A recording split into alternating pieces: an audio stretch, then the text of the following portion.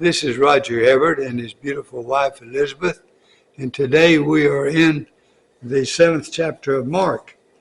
Now when the Pharisees gathered to him with some of the scribes who had come from Jerusalem, they saw that some of the disciples ate with hands that were defiled, that is, unwashed. For the Pharisees and all the Jews do not eat unless they wash their hands properly, holding to the tradition of the elders. So, and when they came from the marketplace, they do not eat unless they wash, and there are many other traditions that they observe, such as the washing of cups and of pots and copper vessels and dining couches. And the Pharisees and the scribes asked him, "Why do your disciples not walk according to the tradition of the elders, but eat with defiled hands?" And he said to them, "Well did Isaiah prophesy of you, hypocrites, as it is written, this people honors me with their lips, but their heart is far from me. In vain do they worship me, teaching as doctrines the commandments of men. You leave the commandments of God and hold to the tradition of men."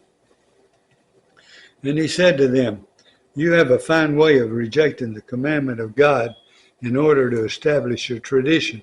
For Moses said, 'Honor your father and your mother,' and whoever reviles father or mother must surely die. But you say, if a man tells his father or his mother, 'Whatever you would have gained from me is Corban,' that is, given to God, then you no longer permit him to do anything for his father or mother, thus making void the word of God by your tradition that you have handed down. And many such things you do."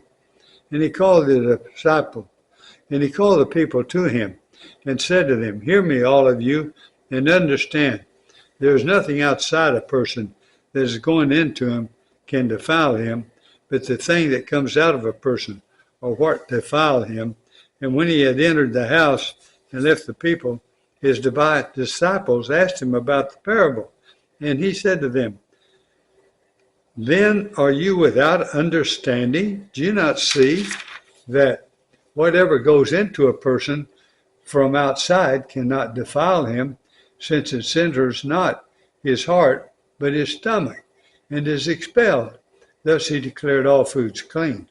And he said, "What comes out of a person is what defiles him, for from within, out of the heart of man, come evil thoughts, sexual immorality, theft, murder, adultery, coveting, wickedness,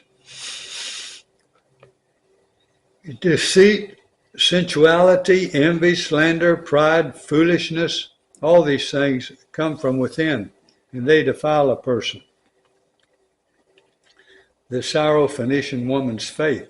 And then from there he arose and went away to the region of Tyre and Sidon. And he entered a house and did not want anyone to know, yet he could not be hidden. Immediately a woman whose little daughter had an unclean spirit heard of him, and came and fell down at his feet.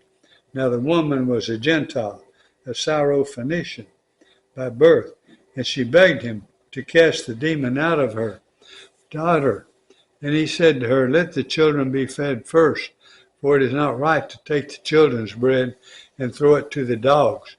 But she answered him, "Yes, Lord, yes, yet even the dogs under the table eat the children's crumbs." And he said to her, "For this statement you may go your way. The demon has left your daughter." And she went home and found her child lying in bed, and the demon gone.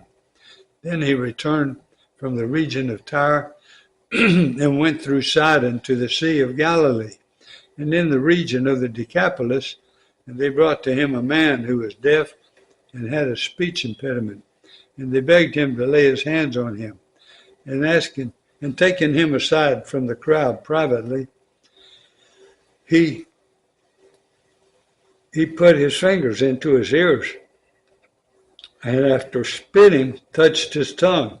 And looking up to heaven, he sighed and said to him, "Ephphatha," which is, "be opened." And his ears were opened, and his tongue was released, and he spoke plainly. And Jesus charged them to tell no one. But the more he charged them, the more zealously they proclaimed it. And they were astonished beyond measure, saying, He has done all things well. He even makes the deaf hear and the mute speak. All right. And now we're going to Galatians. And we'll be in Galatians.